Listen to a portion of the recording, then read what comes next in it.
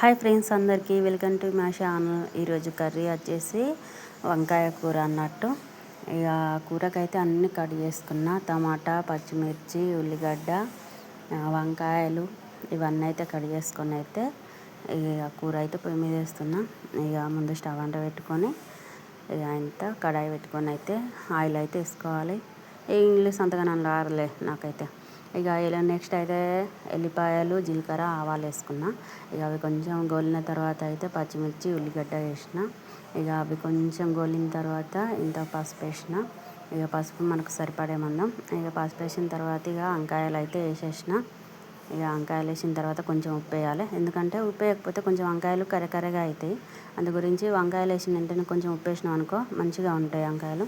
ఇక అవి అయితే కాసేపు అయితే కొంచెం మగ్గాలన్నట్టు. కొంచెం మగ్గిన తర్వాత అయితే కలుపుకొని ఇక కళ్యామాకు వేసేసిన, ఎందుకంటే కళ్యామాకు అయితే ఆ టేస్టే వేరుంటుంది. ఇక నెక్స్ట్ అయితే టమాటా. కొంతమందికి కళ్యామాకు నచ్చదు, కానీ కళ్యామాకు తింటే చాలా మంచిది మన పేరుకి. ఇక టమాటా వేసిన తర్వాత అయితే మనకు సరిపోయే మందం కారం వేసుకోవాలి. పచ్చిమిర్చి వేసుకున్నాం కదా, అందుకు పచ్చిమిర్చి ఎంత వేసుకున్నామో దాన్ని చూసి కారం వేసుకోవాలి. ఇక కారం వేసుకున్న తర్వాత సరిపడే మందం ఉప్పు వేసుకోవాలి. కొంచెం తక్కువ వేసుకున్నా పర్వాలేదు ఉప్పు, ఎందుకనంటే ఎక్కువ వేసుకుంటే తినలేము.